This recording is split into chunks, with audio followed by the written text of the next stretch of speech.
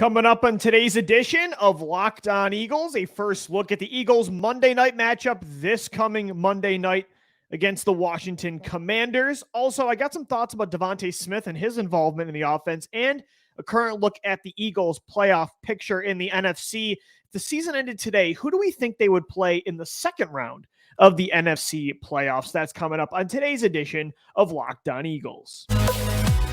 You are Locked On Eagles, your daily Philadelphia Eagles podcast. Part of the Locked On Podcast Network, your team every day.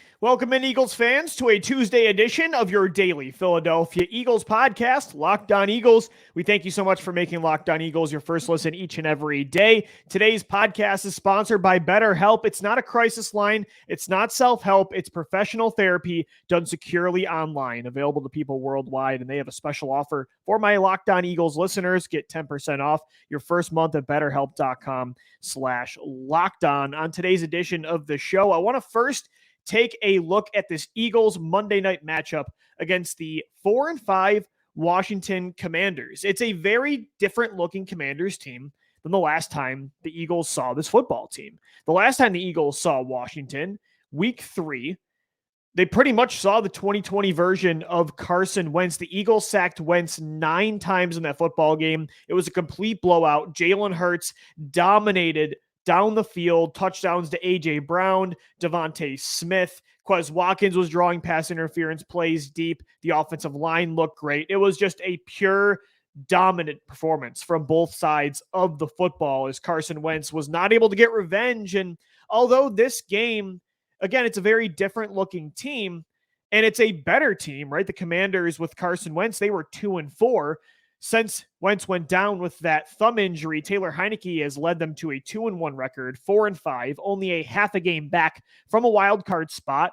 The San Francisco 49ers currently hold the final spot in the NFC playoffs at 4-4 with that 7 seed. So, it's a very different looking team. It's a better, more controlled looking team, but it does kind of take away from the excitement of what this game presented before when I bought tickets to drive down to Philadelphia to see it. And I'm still going to be there. And again, it's still a big matchup between two division rivals, one fighting for a bye week, the other one fighting for a playoff spot. But to not have Carson Wentz under center and to have this be Taylor Heinicke, a little anticlimactic, because although that week 3 matchup, it was great to see the Eagles dominate Wentz and not have their former franchise quarterback stick it to them. In a way, the fact that, he's not going to be at Lincoln Financial Field. This is the true revenge game where he's going to be playing in front of all of the city of Philadelphia to see if he was going to get booed, to see if there was any, when I was at the game against the Jaguars, the announcer over the loudspeaker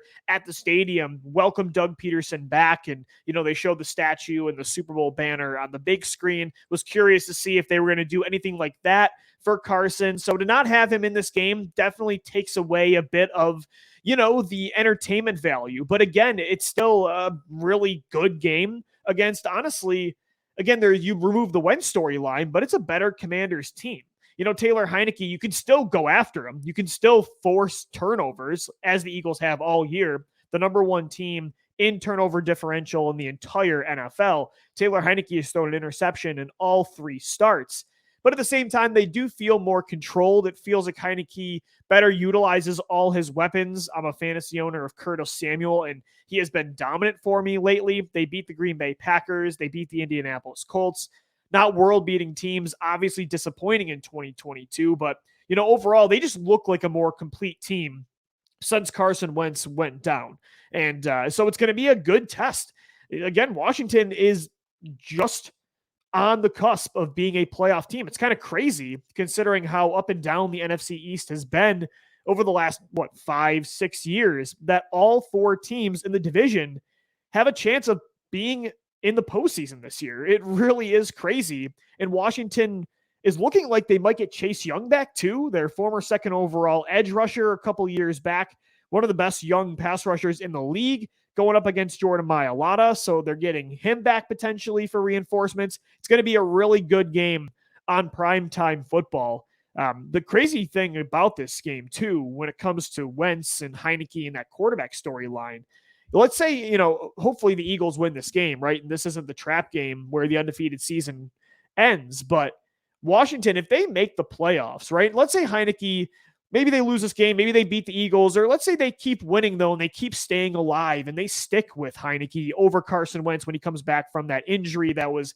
expected to be 4 to 6 weeks. We're around the 4-week mark right now.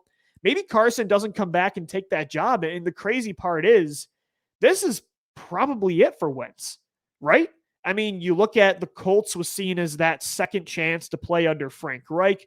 And although, he had 27 touchdowns and 7 interceptions, definitely didn't play up to the standard the Colts had expected. Of course, cost them a playoff game, a playoff appearance in that last game against Jacksonville. He comes to Washington. I thought he had the best weapons that he's ever had with Terry McLaurin, Curtis Samuel, and Jahan Dotson, and he hasn't been good with the Commanders either. He's had bright spots, but again, it's that consistent Wentz roller coaster.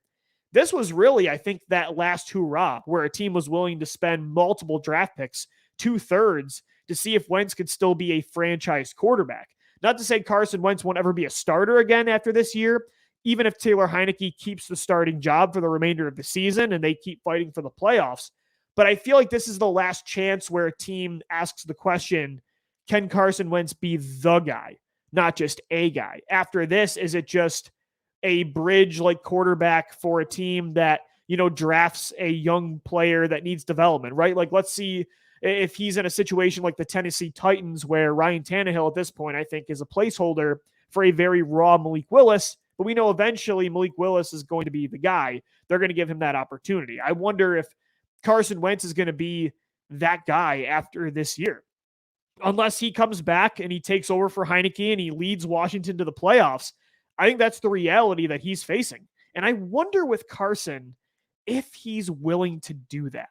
You know what I mean? With Wentz, I do question how much he loves football now. And it's very reasonable to understand why the passion might have been kicked out of him. He's gone through a lot through 7 years in this league. I do wonder if Wentz isn't a franchise quarterback, and maybe some of you would call this selfish, who knows? I wonder if he'd be willing to even be a bridge quarterback that, has a job for 3 to 4 weeks and then loses it every year, even a backup quarterback. I do wonder if he would do that or just hang it up. It's going to be interesting to see what his future is. And it's interesting to see what's going to happen with this Washington team with Taylor Heinicke under center. I don't know. I mean, I would still probably prefer to play Heinicke over Wentz, even though they seem like a better team and they're 2-1. I'd still prefer to get Heinicke because although Carson Wentz's lows are a lot lower than almost anybody, like when he gets out of control, it gets bad for your team. We all know that in Philadelphia. Indianapolis fans know that. Washington fans know that. I mean, we saw that week 3 against the Eagles. When he starts holding on to the football and trying to force things, he can get sacked 9 times in a game, or he can fumble the football 3 times, as he's done multiple times. But at the same time, I feel like the highs are a lot higher for Carson, like we saw week 1 against Jacksonville. He put up numbers against Detroit, whereas Heinicke, I'm not afraid to have him get hot. You know what I mean? Like Heinicke can make plays. You have to make sure when he breaks the pocket that you limit what he can do outside of structure. Like he's definitely a Ryan Fitzpatrick type of wild card. You never know what you're going to get. But I think Carson Wentz is that to another level. So although they're 2-1 with Heinicke and they were 2-4 with Wentz, I prefer, and again, I love the storyline of Wentz coming back to the link, but I think for the Eagles' chances at a win, in either way, they're going to be the heavy favorite regarding of the quarterback, but regardless of the quarterback, I still would rather have Heinicke playing in this matchup over Carson Wentz. I want to take a look at the playoff picture coming up next because Washington's fighting for a spot. The Giants are in a playoff spot right now. The Cowboys, the Eagles are trying to hold on to this 1 seed and the division lead against those 3 teams. And I want to take a look at halfway through the year, what are we looking at? If the season ended today, who are some of the matchups, the potential opponents for the Eagles' first matchup in the playoffs? That's coming up next right here on Locked On Eagles. And guys, today's show is sponsored by BetterHelp. I'm never going to recommend something more to you guys than BetterHelp right here on Locked On Eagles. Life has thrown us a lot of curveballs, and it's so important to show up for yourself and take care of yourself. Letting others help is just as important. That's where BetterHelp comes in. BetterHelp is online therapy that will assess your needs and can match you with your own licensed professional therapist in less than 48 hours. I've been seeing a therapist now for 2 years, and it's really changed my life. It's changed the way I think, the way I go about crisis and stressful situations. It's made me, I feel like, more passionate and patient, I should say, with myself and others. It's helped me know emotions are just kind of passing through me and they don't control you. I'll never recommend something more than BetterHelp. It's not a crisis line. It's not self-help. It's professional therapy done securely online, available to people worldwide. You can log into your account anytime and send a message to your therapist. You can schedule weekly video or phone sessions so you don't have to be on camera if you don't want to. And getting therapy every week is as easy as a few clicks on your laptop or your phone. Also, the great thing about BetterHelp, with therapy, it can take a few tries to find the right fit for you. BetterHelp makes it easy and free to change therapists if needed. They have a special offer for my listeners. Get 10% off your first month at betterhelp.com/lockedon. That's 10% off your first month of online therapy at betterhelp.com/lockedon. We thank you so much for making this Tuesday edition of Locked On Eagles your first listen, and thanks for making LOE your first listen each and every day. For your second listen, make sure you check out the Locked On Sports Today podcast. From the games that matter the most to the biggest stories in sports, go beyond the scoreboard and behind the scenes with local experts and insight only Locked On can provide. Locked On Sports Today, available on this app, YouTube, and wherever you get your podcasts. The Eagles are 8-0 for the first time in franchise history. They're currently holding on to the 1 seed halfway through the season, 9 weeks in. Of course, now it's an 18-week season. That always feels weird. I'm still in 16-game, 17-week mode with the NFL. Of course, I think most of us will be for a while still. But taking a look at the Eagles' playoff picture, they're still holding on to the 1 seed. And it sounds weird to say still holding on when they're undefeated, but they got to keep stacking wins. They need to make sure they take down Heinicke in Washington on Monday night. They really can't afford a hiccup. I mean, a loss isn't going to kill them. They still have a very easy schedule. They're, to me, easily the best team in the NFC right now. I think they're going to get the 1 seed, but you got the Minnesota Vikings behind you only at 7-1, just a game and a half back with a tiebreaker, if you will. The Seattle Seahawks are 6-3. The Dallas Cowboys are right behind you in the NFC East and 6-2. So are the New York Giants, and their schedules are pretty easy as well. Those matchups against those teams later on in the season, they're going to be huge. You still got to play the Giants twice. You got the Dallas Cowboys again on Christmas Eve, and that's going to be, I imagine, against Dak Prescott.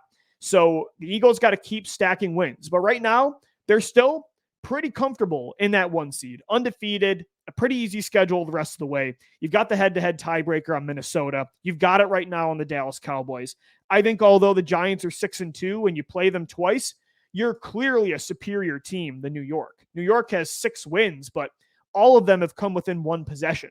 They're a very well-coached team. They're good at closing out football games. They're opportunistic on defense. They're a great running team. They're very much like the 2021 Eagles, but, you know, kind of like I was talking about with Washington and with Heinicke right now, I'm not scared Daniel Jones is going to get hot and really destroy you and go on a tear like Jalen Hurts has been on, for instance, this season. So the Eagles are still in really good shape.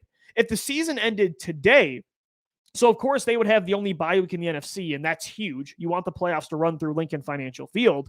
Who would they play, though, in the second round if the season ended today? So the playoff matchups in the NFC, they would be Minnesota against San Francisco. They would be Seattle against New York, and they would be Tampa Bay against Dallas. So if I were to do a quick prediction there, I think Seattle beats New York, so the 3 seed wins. I think Dallas beats Tampa Bay probably, right? So the 5 seed beats the 4, so you'd be playing Dallas, but now you have that matchup of Minnesota and San Francisco. I think although Minnesota's 7-1, they are one of the most talented offenses in football. They're a pretty good team that the Eagles, by the way, destroyed week 2 on Monday Night Football. You know, they're still a good team, but honestly, if the San Francisco 49ers get healthy, I think they're a better football team than Minnesota. I think they're one of the most talented rosters in the league. You add Christian McCaffrey now to that offense. Is Jimmy Garoppolo ever going to destroy you? No, but with a well-coached offense as well and defense under DeMeco Ryans and Kyle Shanahan, I think San Francisco would probably go to Minnesota and win that football game. So you might play Dallas if, you know, Minnesota won, but right now, if the season ended today, I would predict the Eagles would host the 49ers in the second round. And that's a tough matchup. It's the ideal matchup based on quarterback play, right? You'd rather play Jimmy Garoppolo than a Tom Brady or a Dak Prescott.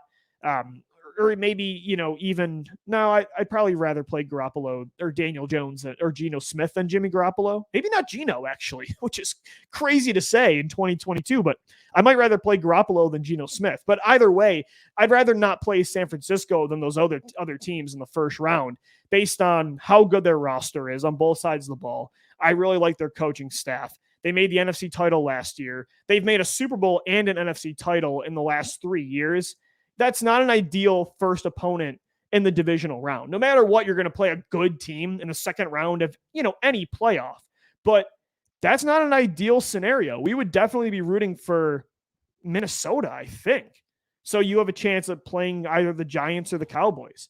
Although the Giants and Cowboys are really good this year, I still do not respect, or I should say I don't fear them at their ceiling as much as a team like San Francisco, like even Tampa Bay, teams that over the past few years have made deep playoff runs. And I think it's so huge for the Eagles this year that teams like Tampa Bay and, LA, for instance, the Rams, the Packers, that those teams don't look as good because those teams at their peak, their ceilings over the last few years, very, very good teams compared to what I think Dallas is at their ceiling, New York at their ceiling.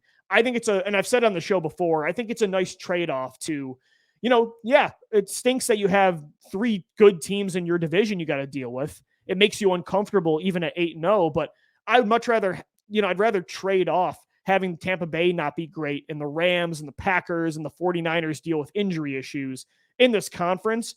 And I'd take that and have the Cowboys and Giants be good. I think this is still an ideal scenario for the Eagles in the NFC. Hopefully, though, they don't have to play a team like San Francisco in the second round. I think that's who it would be, though, right now, if the season ended today. But it doesn't. The Eagles are halfway through the season. They got to keep stacking wins. It starts again this Monday night against the Washington Commanders. I got some thoughts I want to get into as we wrap up the show coming up next on wide receiver DeVonta Smith and his involvement in the offense, specifically in one area of the field. So I'll get into that coming up next right here on Locked On Eagles. And guys, today's show is sponsored by Prize Picks Daily Fantasy Sports. I love playing daily sports fantasy when it comes to Prize Picks. I got my traditional league, but it's really nice to spice it up. And that's what Prize Picks does, because this is how it works. You pick 2 to 5 players, and if they're going to score more or less than their Prize Picks projection, going up to 10 times your money on any entry. No competing, by the way, against other people. It's just you versus the projections available. Prize Picks offers projections on any sport you watch. Of course, you can bet on the Eagles in the NFL, the 76ers in the NBA, the Philadelphia Phillies before the MLB season tragically ended for the city of Philadelphia, the NHL, the PGA Tour, college football, men's college basketball. I mean, they have everything at Prize Picks. Women's college basketball, soccer, WNBA, esports, NASCAR, cricket, disc golf.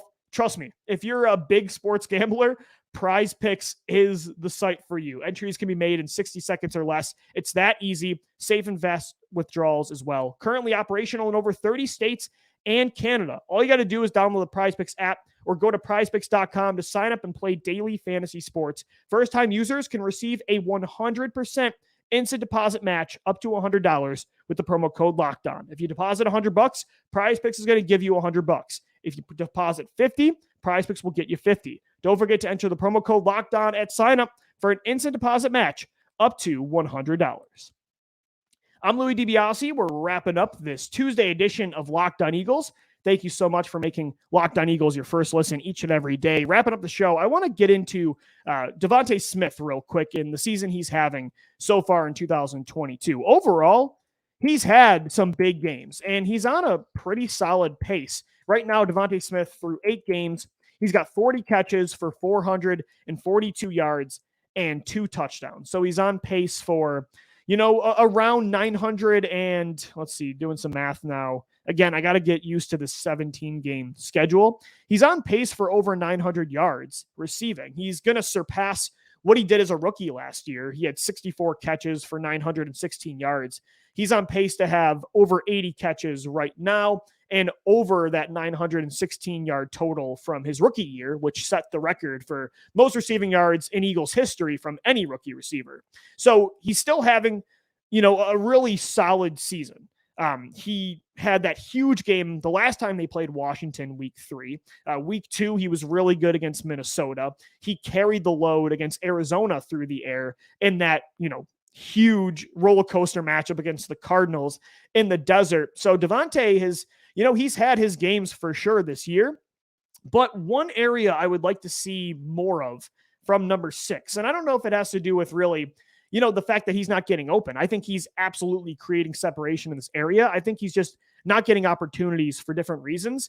I want to see DeVonta Smith more make plays down the field on the second and third level against the defense, because right now DeVonta Smith is averaging just 11.1 yards per reception. That's 3.2, I should say, yards less per catch than last year's average of 14.3.